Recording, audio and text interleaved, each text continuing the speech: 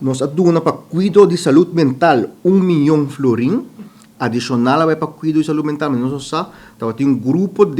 na respaldo que estava hospedando e não, pero em princípio já não está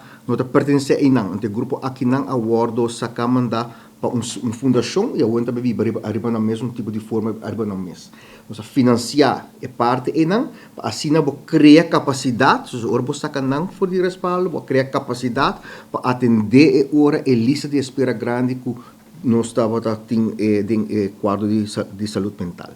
Para a prevenção, nossa jumpstart, nós vamos de pandemia, havendo su diferente reto não de saúde mental e também um pouco mais quizás de parte de peso e agora aí nossa jumpstart junto com o Ministério e projeto de prevenção que próximo ano não também vai carregar do Ministério mas jumpstart para assim